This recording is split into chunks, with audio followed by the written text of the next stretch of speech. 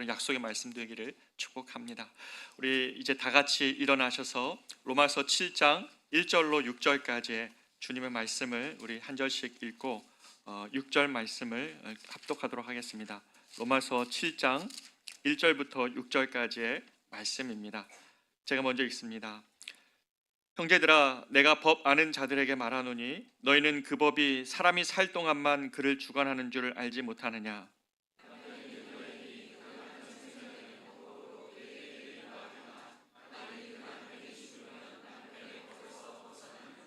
그러므로 만일 그 남편 생전에 다른 남자에게 가면 음녀라. 그러나 만일 남편이 죽으면 그 법에서 자유롭게 되나니 다른 남자에게 갈지라도 음녀가 되지 아니하느니라.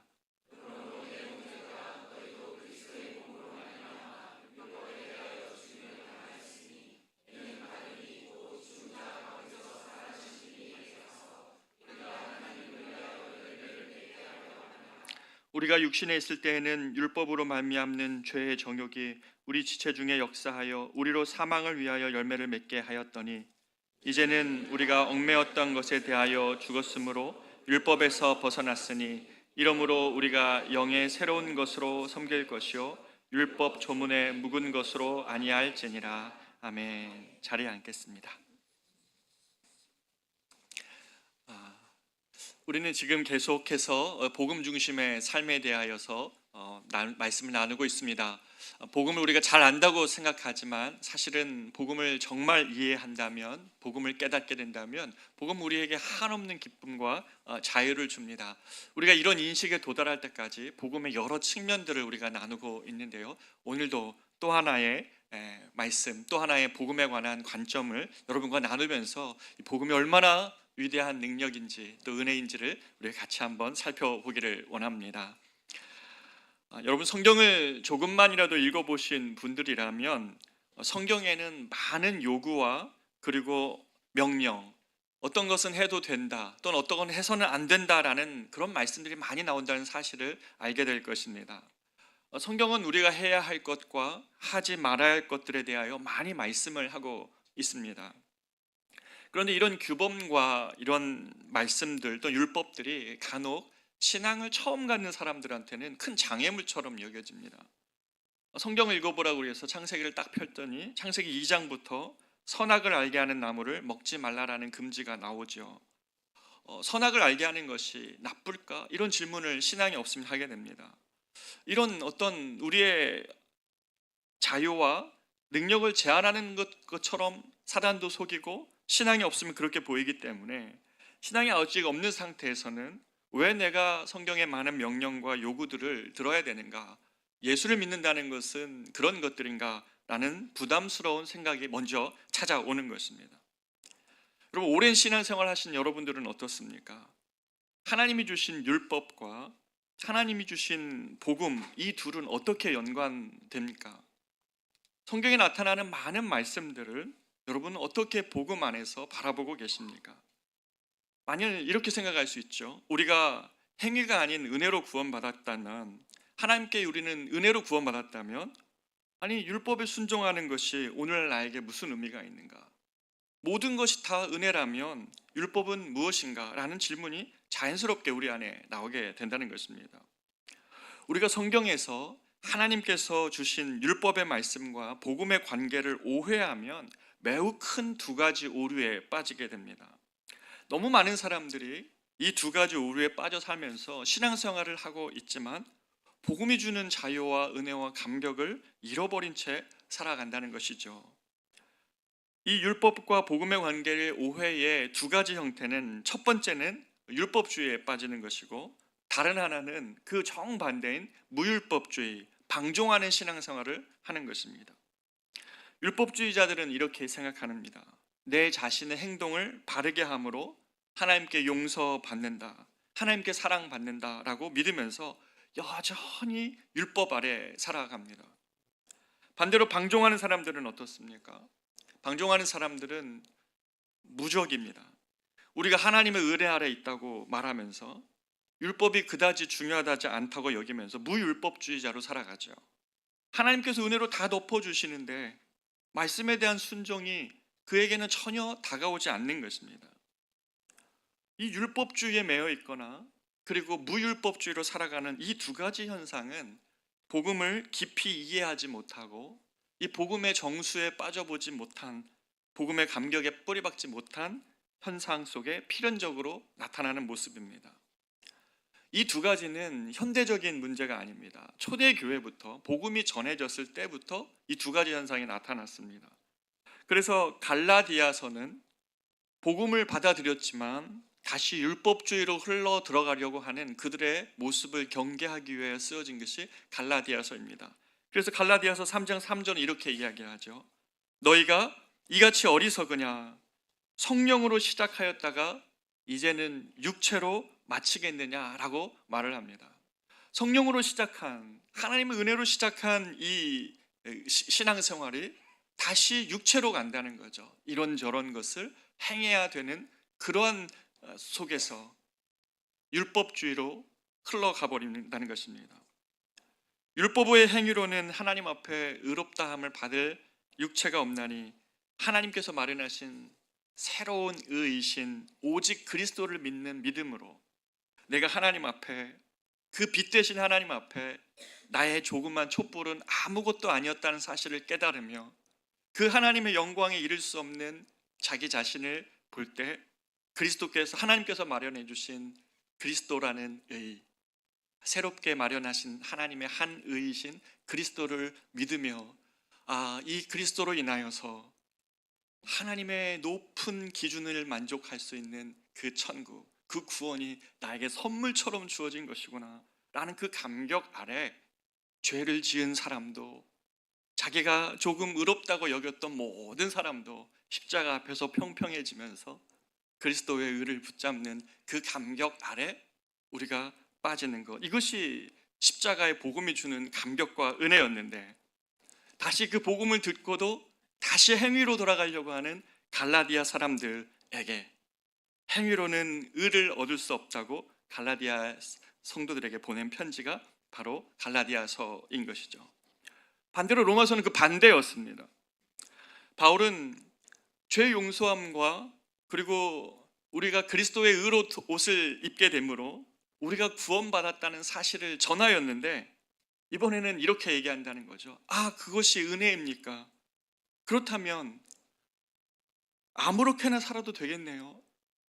내가 구원의 은혜를 받아서 나의 죄가 있음에도 불구하고 하나님의 은혜로 구원받았다면 이제는 아무렇게나 살아도 되는 것 아닙니까? 라는 방종의 위험에 빠질 수 있는 그 사람들을 향하여 경계하여 쓴 편지입니다.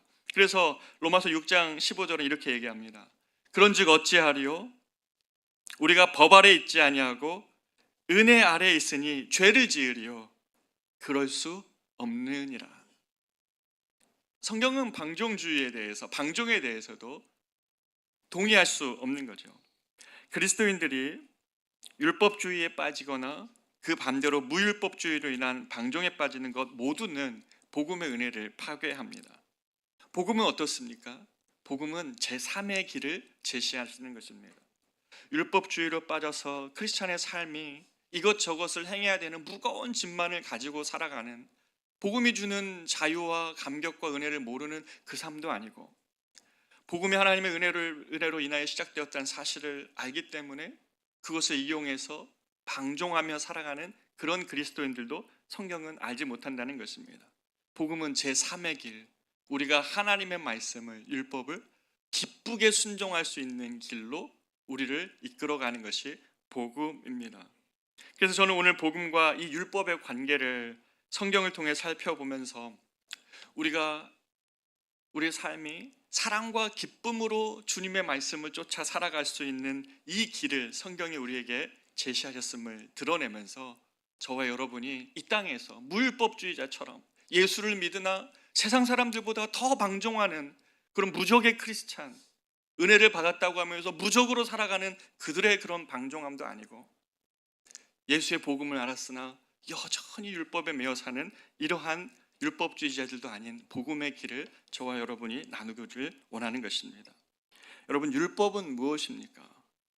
좁게는 모세오경이라고 이야기할 수 있죠. 창세기, 출애굽기, 레위기, 민수기, 신명기가 성경이 말하고 있는 율법이라고 말할 수 있습니다. 하나님의 명령이 거기에 많이 나옵니다. 넓게 보면 하나님께서 우리에게 요구하시는 모든 성경의 계명들, 명령들을 율법이라고 볼 수 있습니다. 그런데 여러분, 우리는 이 율법, 성경에 나오는 이 많은 주님의 말씀들을 오해하지 말아야 됩니다. 이 율법의 계명의 말씀들을 처음 모세가 이스라엘 백성들과 함께 받았을 때 모세의 반응은 뭐였냐면 이것이 너무 큰 축복이라고 생각했습니다. 애굽의 노예 민족에 불과했고 자신의 이름도 없어서 히브리 사람들이라고 했던 그냥 사람, 이 애굽 사람들, 이 애굽 사람들인 세상의 주인공인데 거기에 그들을 서포트하는 그런 민족에 불과했던 이 히브리 사람들을 하나님의 애굽에서 건져내어서 이 하나님의 말씀 계명 앞에 시내산 19장 출애굽기 19장에서 시내산 앞에서 그들과 언약하게 하시고 사람을 만드시고 온 세상의 주제이신 하나님이 하나님의 뜻을 알고 섬겨갈 수 있도록 율법과 이 계명의 말씀을 그들에게 알려주신 것, 이 하나님의 뜻을 알려주신 것은 어느 민족도 누릴 수 없는 큰 특권이라고 모세는 생각했습니다. 하나님의 뜻이 멀리 있어서 그 하나님의 뜻을 간신히 찾아내야 되는 그런 것도 아니고 하나님의 말씀이 우리 안에 주어져 있으니 이 말씀대로 살라고 하는 이 초라한 노예 민족에 불과했던 그들에게 하나님의 법을 주시며 이 세상을 만드신 주님이 어떻게 살아가는 것이 복된 삶이라는 것을 알려주신 하나님의 말씀을 그들이 받아들였을 때 처음에 그들은 율법을 사랑했습니다. 모세가 죽기 전에 기록한 신명기에서 그래서 모세는 이스라엘 백성들을 회고할 때 이스라엘이여 너희는 행복자로다 라고 얘기했습니다. 여호와의 구원을 너희같이 받은 자가 누구냐라고 하면서 하나님의 놀라운 구원과 함께 하나님의 말씀을 그들의 생명의 길로 하나님에게 받은 그들이야말로 행복한 사람들이라고 그렇게 말씀한 것이죠. 하나님의 율법이 왜 소중합니까? 하나님의 법이 왜 소중합니까? 이 율법 안에는 하나님의 성품이 드러나서 그렇습니다. 예를 들어 볼까요? 쉼없이 살아가는 인간에게 하나님은 안식일을 명하시면서 하나님의 안식에 함께 참여하라. 무한정 달려가는 이 세상 속에서 안식일을 통해 브레이크를 거시고 누가 창조주 하나님이신지를 기억하라고 하시는 이 안식일이야말로 하나님은 우리를 향한 하나님의 선한 명령이었습니다. 또 죄지은 인간의 본성대로라면 우리가 어떻게 살아갑니까? 이사야 선지자에 보면 하나님을 떠난 백성들을 향하여 고발하면서 그들에게 이렇게 고발합니다. 그들이 가옥과 가옥을 이어 또 가옥과 가옥을 이어 자기만의 대궐을 만드는 이러한 현상들, 그리고 추수한 밭에 나달 한 알까지도 자기 것으로라고 주장하며 살아가는 사람들, 하나님을 모르면 우리가 이렇게 살게 되죠. 내가 가옥과 가옥을 이어 살아간다 한들 저 밖에 집 없이 유리하는 사람들의 고통을 알지 못하는 것입니다. 내가 내 밭에 있는 추수의 밭을 다 거둔다는데 그것이 무엇이 문제냐고 말할 수 있는 것이 우리들입니다. 그런데 과부와 고아와 나그네와 가난한 이들을 돌볼 것을 명하시면서 추수밭에 떨어진 알곡은 줍지 말아라. 그것은 가난한 이들을 위하여 남겨두라. 거두다가 아직 다 거둬주지 못한 그 가지 열매 뭐라고 표현해야 될까요? 거두지 못하여 여기 남겨져 있는 그 나랄은 거두지 말아라. 그것은 과부와 고아와 나그네를 위하여 남겨두라는 이 계명은 하나님이 자신의 약한 사람들을 돌보시는 하나님의 성품을 너무 잘 드러내주는 것이 하나님의 율법입니다. 이처럼 율법과 계명은 이스라엘 백성들이 하나님의 백성임을 드러내주는 생명의 말씀과도 같았던 것이 율법과 계명이었습니다. 그래서 신명기 30장 20절은 이렇게 말씀하십니다. 내 하나님 여호와를 사랑하고 그의 말씀을 청종하며 또 그를 의지하라. 그는 내 생명이시오 장수이시니. 우리가 하나님의 여호와를 사랑해야 될 이유, 또 그의 말씀을 청종하며 살아가야 될 이유, 또 그를 의지할 이유는 하나님께서 우리를 사랑하심으로 우리를 구원하여 주시고 하나님의 말씀을 우리에게 손에 들려주셔서 어떻게 살아가는 것이 이 땅 가운데에서 참된 삶인지를 말씀을 통하여 우리에게 주셨기에 이기적인 우리, 쉼없이 달려갈 수밖에 없는 우리, 누가 창조주인지를 잃을 수밖에 없는 우리에게 하나님의 계명의 말씀으로 주님께 돌아올 수 있게 하는 것이 이 생명의 말씀입니다. 사랑하는 여러분, 그렇기 때문에 우리가 율법을 오해하지 않아야 되는데, 그런데 여기에 문제가 하나 있습니다. 우리가 하나님의 말씀을 순종하며 살아가야 될, 그런데 능력이 우리에게 없다는 것입니다. 이스라엘 백성들은 가나안에 정착하자마자 보이지 아니하시는 하나님보다 가나안의 사람들의 그들의 신의 마음이 끌렸습니다. 그것들을 예배하고 경배하면서 그것들을 따라가고 세상의 법칙에 따라 살아가는 것입니다. 능력이 그들에게 없는 것이죠. 예수님께서는 마가복음 12장에서 뭐라고 말씀하셨습니까? 율법을 총망라하시면서 첫째는 이것이니 내 마음을 다하고 목숨을 다하고 뜻을 다하고 힘을 다하여 주 너의 하나님을 사랑하라 라고 말씀하시고, 둘째는 이것이니 내 이웃을 내 자신과 같이 사랑하라 라는 주님의 말씀을 우리에게 율법의 두 가지의 큰 정신이라고 요약하여 말씀하여 주셨음에도 불구하고 우리는 많은 순간 하나님을 사랑하고 또 이웃을 사랑하기보다 우리는 늘 우리 자신을 사랑하죠.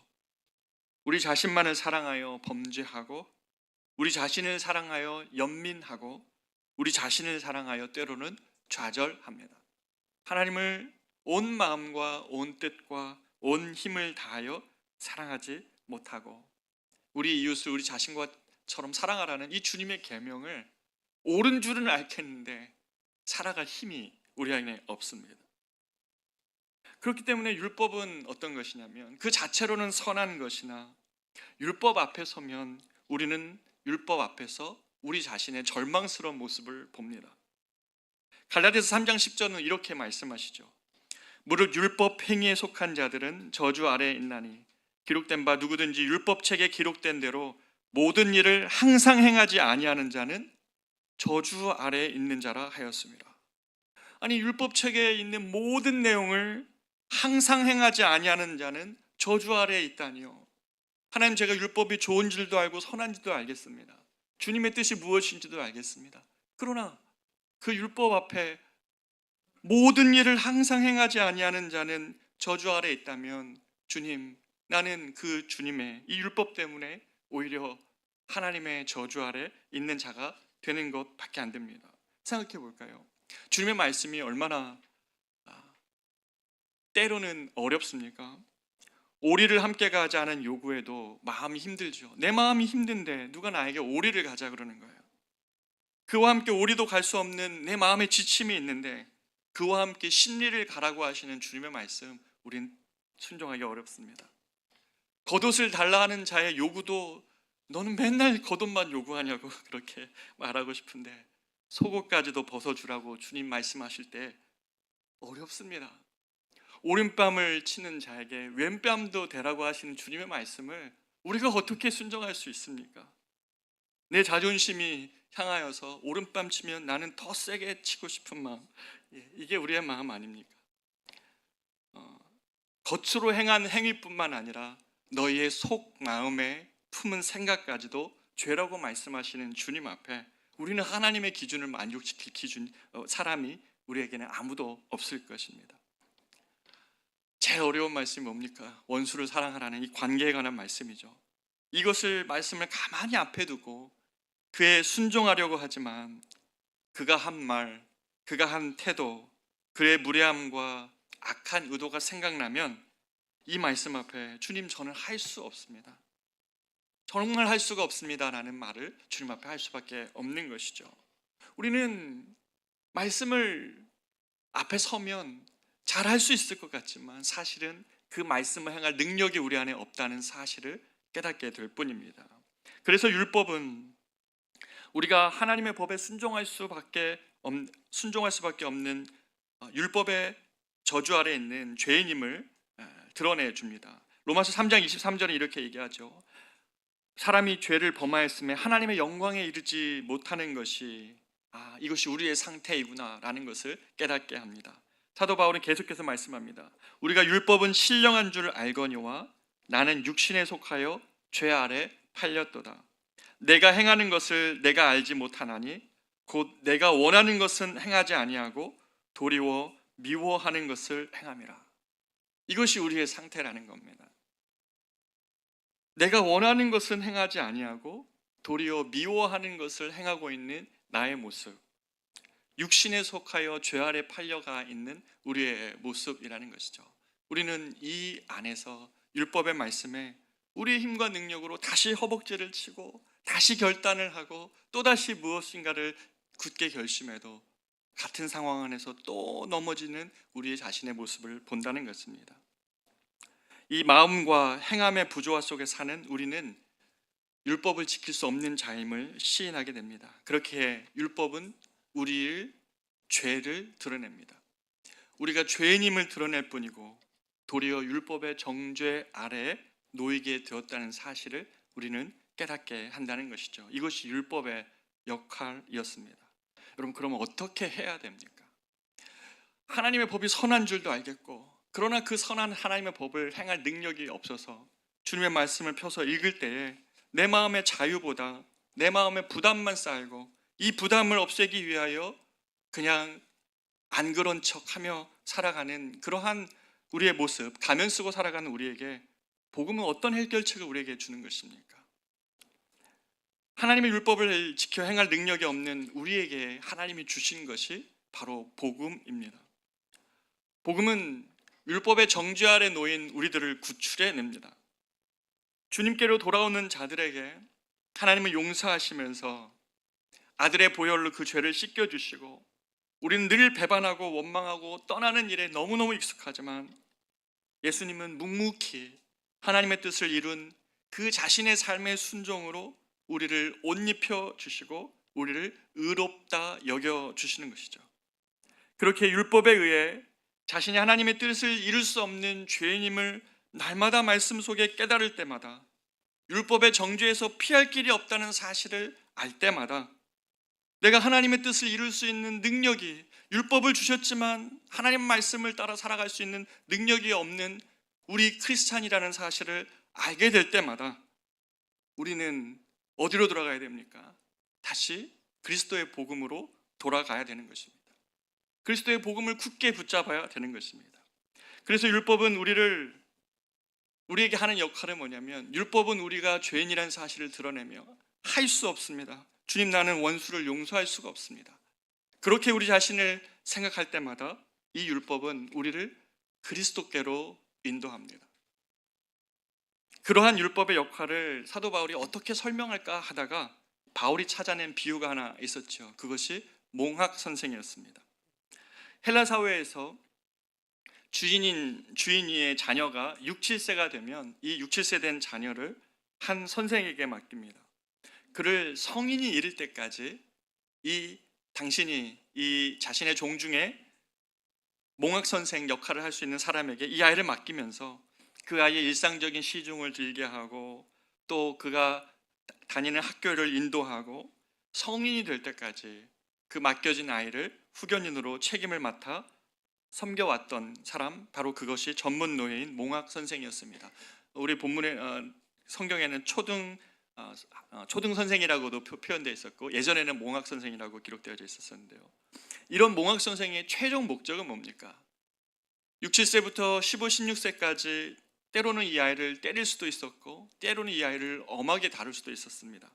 그러나 이 몽학 선생의 역할은 최종적으로 15, 16세가 되면 이 주인의 자녀를 잘 이끌어다가 성인이 되면 주인의 손으로 연결시켜주고 인도해주는 것, 이것이 몽학 선생의 역할이었습니다. 바로 똑같이 율법은, 우리가 율법 앞에 서서 율법이 우리를 정죄할 때, 하나님의 말씀이 내가 이룰 수 없는 나 자신을 보며 정죄감이 들 때에 그 율법은 우리를 그리스도께로 오히려 인도한다고 말하는 것이죠. 갈라디아서 3장 24절에서 그래서 이렇게 얘기합니다. 이같이 율법이 우리를 그리스도께로 인도하는 초등교사가 되어 우리로 하여금 믿음으로 말미암아 의롭다함을 얻게 하려 함이라. 아멘입니다.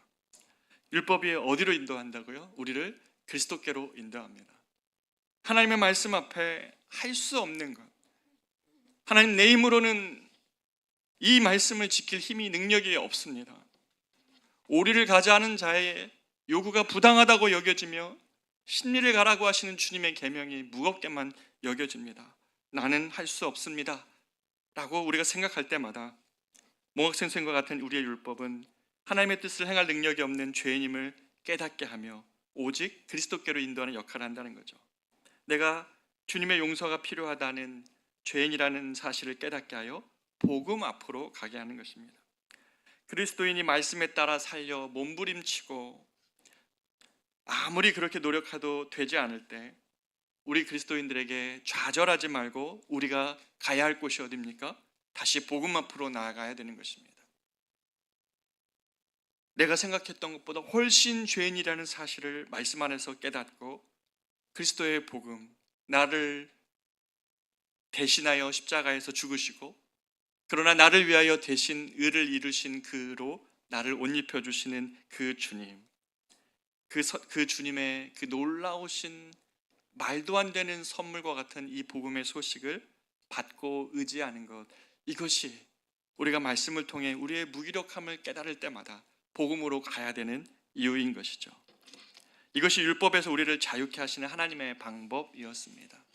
이 기막힌 은혜를 받고도 다시 율법으로 간다면, 그 율법을 통해 의를 얻으려고 한다면 그것은 어리석은 일입니다. 사랑하는 여러분, 우리는 율법을 통해서 하나님의 말씀을 지킴으로 의롭게 여겨진 것이 아니라 하나님의 의로우심을 받고 하나님의 의롭다 여기심을 받고 그 율법을 따라 살아갈 수 있는 용기와 믿음을 얻는 것이죠. 그래서 우리가 또 하나 경계해야 될 것이 바로 이것입니다. 어떤 사람이 복음을 받아들인 우리가 그렇다면 율법을 무시해도 되는가라는 이 생각에 빠진다는 것입니다. 이것이 무율법주의자인데요, 율법에서 자유롭다 하면 하나님께서 해주신 말씀은 이제 나랑 상관이 없는 것은 아닌가라는 그런 주장을 한다는 것입니다. 절대로 아니죠. 예수를 믿으나 무율법주의에 빠지면 그 사람의 신앙은 분명히 방종하게 됩니다. 은혜로 구원받았다고 하면서 세상 사람보다 더 악한 지경에 빠질 수가 있습니다. 무소불위를 행사하는 면죄부를 받은 사람처럼 행동하면서 자신은 하나님께 용서받았다는 이유로 상대방의 감정은 돌아보지도 않은 채 자유하게 되었다고 선포하는 이런 일도 벌어집니다. 여러분, 영화 밀양을 기억하실 것입니다. 영화 밀양이 바로 그 지점을 꼬집었지요. 자신의 자녀를 살해한 사람을 주인공 전도연 씨가 예수님을 만나 용서를 하고자 했는데, 그렇게 용서를 하기 위하여 찾아간 그 자리에서 그 자신을 살해한 사람이 자신도 하나님께 용서받았다고 하면서 자신에게는 일말의 가책도 없는 그 사람을 보며 그 전도연 씨가 너무 절규를 하죠. 하나님의 용서를 받았다고는 하지만 나는 용서하지 않았는데 하나님만 용서하면 되는 것인가 하면서 괴로워하는 장면이 나옵니다. 그 살인자는 어떻습니까? 하나님의 놀라운 사랑의 용서를 받았을지는 모르지만 그가 범한 것이 무엇입니까?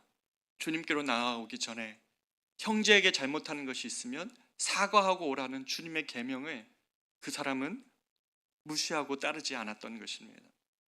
하나님의 은혜를 받았다고 하면서 하나님의 말씀에 대하여 계명에 따르지 아니한 그가 얼마나 이 무율법주의자의 방종하는 모습처럼 보여지는 것입니다. 사랑하는 여러분, 율법은 우리를 그리스도께로 이끌어갑니다. 복음은 우리를 어떻게 하냐면 율법과 이혼하고 그리스도와 결혼하게 합니다. 율법은 우리가 그리스도가 안 되면 안 되는 절박함을 우리에게 깨닫게 하면서 우리의 죄됨을 깨닫게 한 다음에 그 다음에 우리가 달려가야 될 그리스도께로 달려가게 하시고, 그리스도께로 달려가게 한 다음에는 그리스도의 죄의 용서와 사랑 안에서 그리스도를 사랑하게 하시고, 그 그리스도와의 사랑 속에서 마침내 이전에는 내가 아무리 결심하려고 하고 아무리 따르려고 해도 할 수 없는 그것을 하나님과의 사랑 속에서 하나님의 은혜의 용서와 사랑을 깨닫고 난 다음에 마침내 하나님을 위하여 열매를 맺게 하는 것, 그러한 그리스도인으로 나아가게 하는 것, 그것이 로마서 7장 4절에 기록되어져 있습니다. 전에는 우리가 육체에 속하여 이룰 수 없는 그것을 우리가 그리스도를 의지하고 그리스도 안에 거함으로 마침내 내 안에 없는 놀라운 힘과 사랑으로 살아갈 수 있게 하는 것, 그것이 바로 복음이 우리에게 주는 은혜이죠.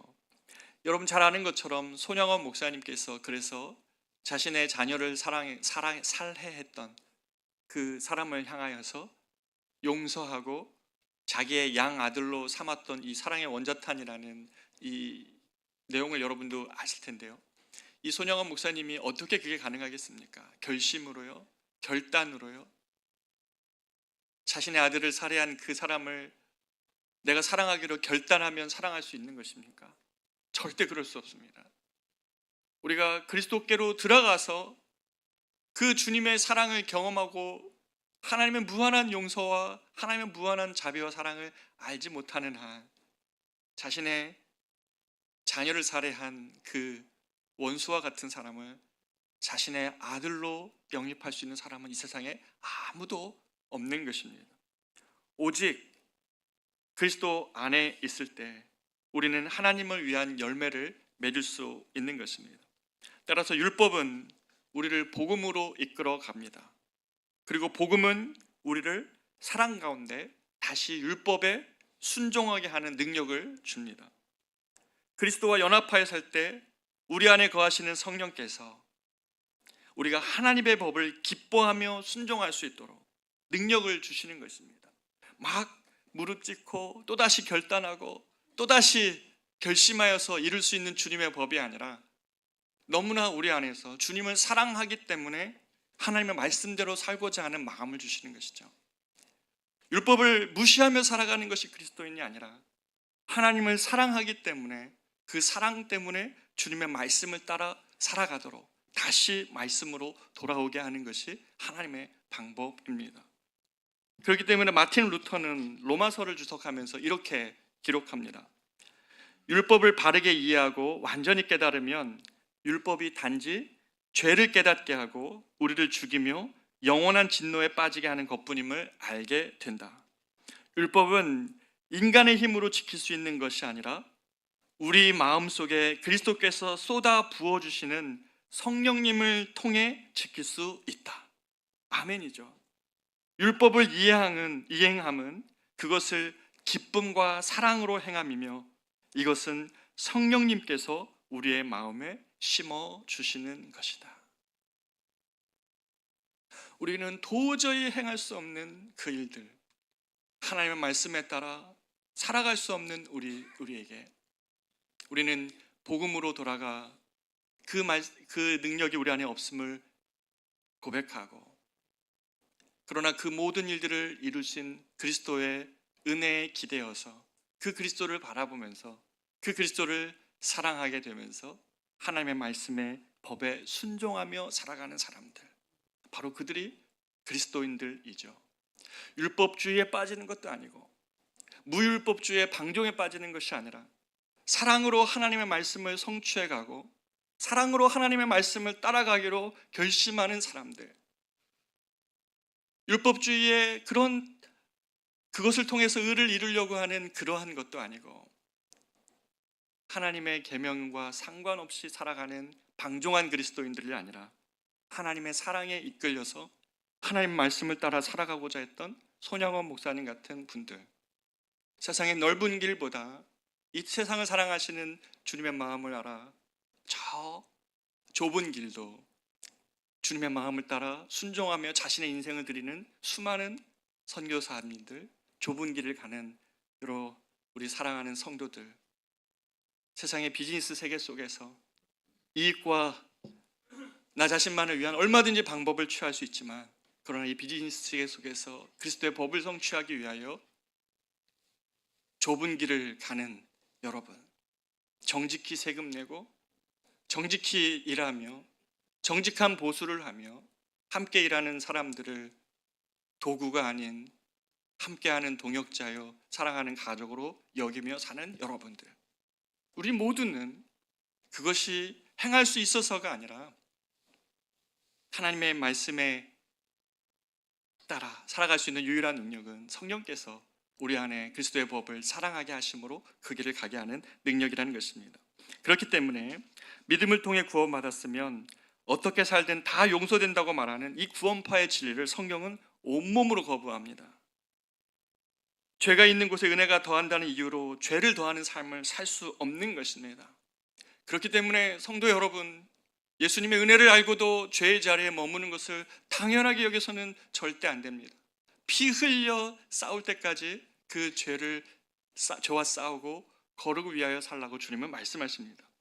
우리가 하나님의 용서와 사랑을 복음 안에서 깊이 정말 알아갈 때 우리는 그 사랑과 용서의 은혜, 값없이 의롭다 하시고 충성되지 않은 자를 충성되게 여겨주시는 하나님의 여겨주심의 은혜를 알므로 다시 하나님의 법, 주의 말씀으로 돌아가 사랑으로 순종하는 길을 걷게 하시는 것입니다. 바로 이 일을 위해서 성령께서 오셨습니다. 구약의 백성은 능력이 없다고 그랬죠. 맞습니다. 그들은 능력이 없었습니다. 구약 백성은 알지 못하는 그러나 성령께서 우리 안에 오셨습니다. 말씀에 순종할 수 없어서 하나님 그 말씀 앞에 도저히 할 수 없어요, 제가 그 사람을 받아줄 수 없어요 라고 말할 때 성령이 우리를 도우시는 것입니다. 어떻게 도와주십니까? 로마서 5장 5절에 보면 이렇게 기록합니다. 소망이 우리를 부끄럽게 하지 아니함은 우리에게 주신 성령으로 말미암아 하나님의 사랑이 우리 마음에 부은 바 됨이니. 이 구절에서 우리는 이것을 하나님께서 우리를 향한 사랑을 부어준다고도 읽을 수 있지만 앞뒤 구절을 보면 이 내용은 성령이 우리에게 부어주시는 하나님의 사랑은 우리를 향하신 하나님의 사랑이라기보다는 우리를 위하여 죽으신 그분을 향한 우리의 사랑입니다. 하나님을 사랑할 수 있도록 성령이 도우신다는 것입니다. 우리를 향하신 하나님의 사랑을 깨달아 그분을 사랑할 수 있도록 돕는 것이 성령이시라는 것입니다. 성령께서 하나님의 은혜를 참으로 깨닫게 할 때 하나님의 말씀을 사랑하고 그 말씀에 순종할 수 있는 하나님을 향한 사랑을 우리 마음에 부어주시고 그 능력을 주신다는 것입니다. 그래서 요한복음 14장 23절 이렇게 말씀하시죠. 사람이 나를 사랑하면 내 말을 지키리니. 우리가 주님의 말씀을 따라 살아갈 수 없는 것은 뒤집어 보면 우리 안에 그리스도를 향한 사랑이 식어 있기 때문에 그렇습니다. 그리스도의 사랑이 우리 안에 있을 때, 또 성령께서 우리 안에 그리스도를 사랑할 수 있는 마음을 주실 때 우리 같은 작은 인생이 하나님의 뜻에 순종하며 하나님의 길을 걸으며 하나님의 꿈을 꿀 수 있는 인생으로 바꾸게 하시는 것이 바로 성령입니다. 세상의 수많은 사람 중에 하나의 부속품으로 살아가는 것이 아니라 하나님의 말씀을 품고 하나님의 뜻을 이루며 하나님의 영광을 마음속에 바라보고 꿈꾸며 살아갈 수 있는 위대한 인생으로 바꾸는 것이죠. 지금 문제와 상황이 우리 가정에 있고 우리 삶에 있고 이 세상 속에 있다 할지라도 하나님을 향한 사랑으로 우리의 길을 여전히 묵묵히 걸어가며 하나님께서 주시는 그 새로운 꿈들, 하나님 나라를 꿈꾸며 살아갈 수 있게 하는 것은, 그 위대한 꿈을 우리에게 주시는 것은 바로 성령께서 우리 안에 주시는 선물입니다. 참 성도는 의무감이나 책임감으로 율법에 하나님 말씀에 순종하지 않게 됩니다. 우리는 사랑이 율법의 완성이라는 사실을 그리스도에게서 보았고 들었습니다. 이 그리스도의 복음 때문에 우리는 사랑으로 하나님의 법을 순종하는 사람들입니다. 절대로 율법주의나 방종으로 빠지는 것이 아니라 사랑 때문에 주님의 말씀을 지키고 그 말씀에 생명이 있음을 알고 살아갈 때 하나님이 그 말씀을 통해 역사하시는 것을 보는 그리스도인들, 바로 그들인 것이죠. 우리의 불순종을 용서하시고 순종할 수 있게 힘을 주시는 예수님을 우리가 이 아침 바라보기를 원합니다. 사랑하는 저와 여러분 안에 이 복음과 율법의 관계 속에서 세상 사람들이 우리를 바라볼 때에 이해되지 못하고 이해받지 못할지라도 우리는 하나님의 말씀을 사랑함으로 순종하며 살아갈 때에 이 복음의 위대한 영광이 우리 삶 속에 드러날 것입니다. 우리가 이 은혜 안에 살아가기를 원합니다. 우리의 삶을 위대한 삶으로 꿈꾸게 하신 성령이 우리 안에 계십니다. 우리가 지금 같이 찬양하기를 원하는데요, 성령이 오셨네라는 찬양입니다. 여러분, 성령이 키입니다. 성령이야말로 우리가 하나님을 사랑할 수 있게 하시는 분이십니다. 성령이 오셨네라는 찬양의 가사가 이렇죠. 허무한 시절 지나고 깊은 한숨 내쉴 때에 그런 우리의 풍경 보시며 탄식하는 분 있네. 그와 같이 너희를 버려두지 않으리. 내가 너희와 영원히 함께 하리라. 성령이 오셨네, 성령이 오셨네, 내 주에 보내신 성령이 오셨네. 우리 인생 가운데 친히 찾아오셔서 그 나라를 꿈꾸며 비즈니스하고 가정을 세우고 교회를 위하여 섬기며 주님의 나라를 꿈꾸게 하시는 그 성령이 신약과 구약을 접는 너무나 귀한 우리에게 보내주신 하나님의 은혜입니다. 우리가 이 시간 그 하나님을 찬양하며 나아가기를 원합니다.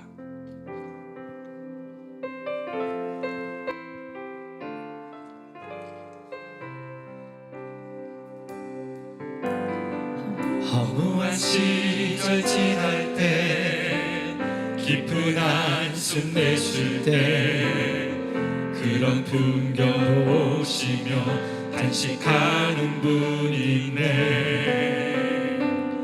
그와 같이 너희를 버려두지 않으리. 내가 너희와 영원히 함께하리라. 다시 한번 찬양합니다. 허무한 시절 지날 때, 허무한 시절 지날 때 깊은 한숨 내쉴 때 그런 풍경 보시며 탄식하는 분이네. 그와 같이 너희를 버려두지 않으리. 내가 너희와 영원히 함께하리라. 우리 다 같이 찬양합니다. 성령이 오셨네, 성령이 오셨네, 성령이 오셨네. 내 주에 보내신 성령이 오셨네. 우리 인생 가운데 신이 찾아오셔서 그 나라 꿈꾸게 하시네. 억눌린 자 갇힌 자 자유함이 피난처가 되시는 피난처가 되시는 성령님 계시네. 주의 영이 계신 곳에, 주의 영이 계신 곳에 참 자유가 있다네. 진리의 영이신 성령이 오셨네. 우리 다 같이 찬양합니다. 성령이 오셨네, 성령이 오셨네, 성령이 오셨네. 내 주에 보내신 성령이 오셨네. 우리 인생 가운데 신이 찾아오셔서 그 나라 꿈꾸게 하시네. 성령이 오셨네, 성령이 오셨네. 내 주에 보내신 성령이 오셨네. 우리 인생 가운데 신이 찾아오셔서 그 나라 꿈꾸게 하시네. 사랑하는 여러분, 성령이 우리 안에 오시지 않았다면 우리는 여전히 무거운 계명과 무거운 말씀을 들고 할 수 없는 우리 자신만을 바라보며 한탄할 수밖에 없을 것입니다. 그러나 성령이 우리 안에 역사하셔서 우리를 복음으로 인도하시고 또 복음 안에서 하나님을 사랑할 수 있는 은혜를 주셔서 그 십자가에서 나를 위하여 모든 것을 이미 행하신 나의 죄를 지키실 뿐만 아니라 나의 의가 되시기 위하여 그 자리에 계신 주님, 우리 그 주님을 바라볼 때에 그 주님을 사랑함으로 주의 말씀을 따라 다시금 가서 하나님, 나는 할 수 없지만 성령의 도우심을 따라 나에게 아프게 한 그 사람을 용서해 보기를 결단합니다. 하나님, 내가 나에게 오리를 원하는 그들을 향하여서 내가 주님 때문에 심리를 가기를 결단합니다. 주여, 나를 도와주옵소서. 이 성령의 은혜가 우리의 작은 삶을 작은 대로 놔두지 아니하고 위대하신 하나님 나라의 백성으로 살아가게 하는 능력입니다. 우리가 이 시간에 그 성령을 찬양하면서 하나님, 나 홀로 있을 때는 할 수 없었습니다. 그러나 내 안에 계신 성령을 통하여 내가 함께 다시 일어나겠습니다. 다시 꿈꾸겠습니다. 다시 소망하겠습니다. 우리 다시 같이 한번 기도하며 주 앞에 나아가기를 원합니다. 기도하겠습니다. 존귀하신 아버지 하나님, 오늘 이 아침에 사랑하는 성도들과 같이 하나님의 일보다 하나님의 말씀, 하나님의 복음이 없으면 우리가 어떻게 하나님의 목숨을 다하여 뜻을 다하여 생명을 다하여 섬기는 찾아오셔서 그 나라 꿈꾸게 하시네.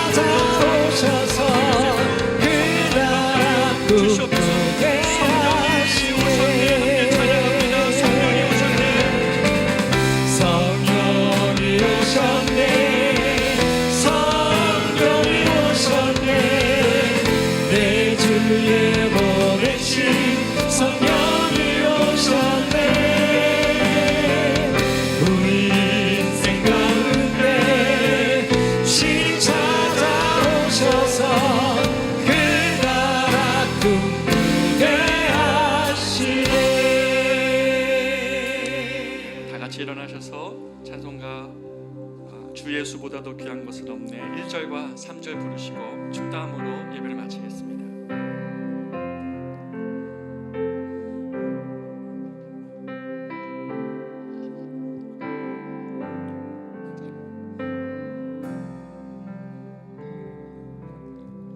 주 예수보다 더 귀한 것은 없네.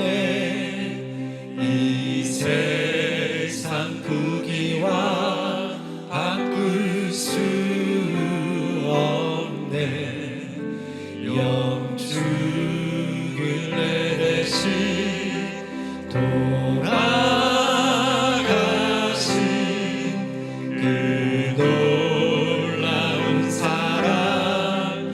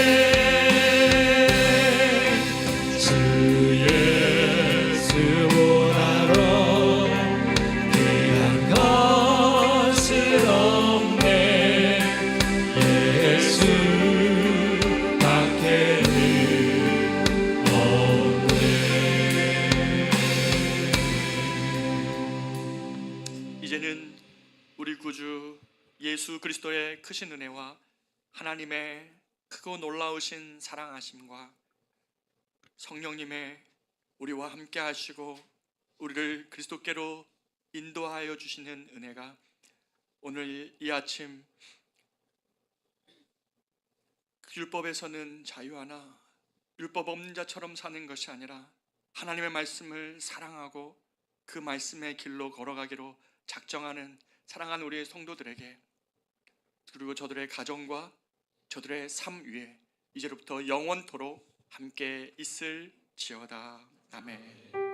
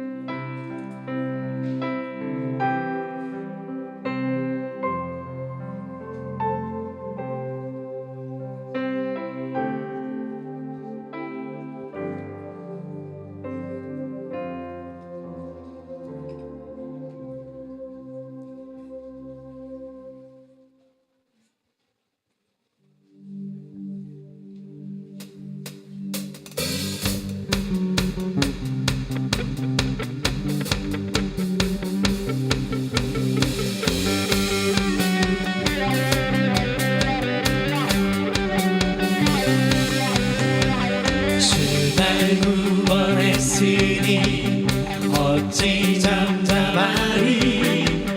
기쁨의 찬송 드리리. 주 내 죄 사했으니 어찌 잠잠하리. 기쁨의 경배 드리리. 주를 향한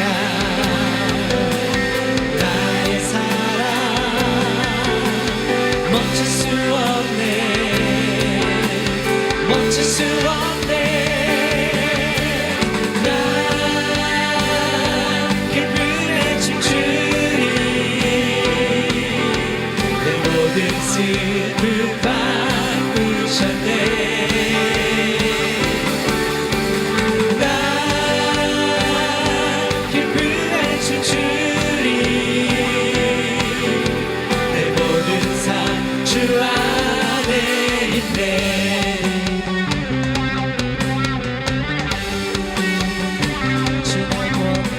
주 날 구원했으니 어찌 잠잠하리. 기쁨의 찬송 드리니. 주 내 죄 사했으니 어찌 잠잠하리. 기쁨의 경배 드리니. 주를 향한 나의 사랑 멈출 수 없네. 멈출 수 없네. 난 기쁨에 춤추리. 내 모든 슬픔 바꾸셨네. 난 기쁨에 춤추리. 내 모든 삶 주 안에 있네. 주를 향한 나의 사랑. 주를 향한 나의 사랑 멈출 수 없네. 주를 향한 나의 열정. 주를 향한 나의 열정 멈출 수 없네. 멈출 수 없네. 난 기쁨에 춤추리. 내 모든 슬픔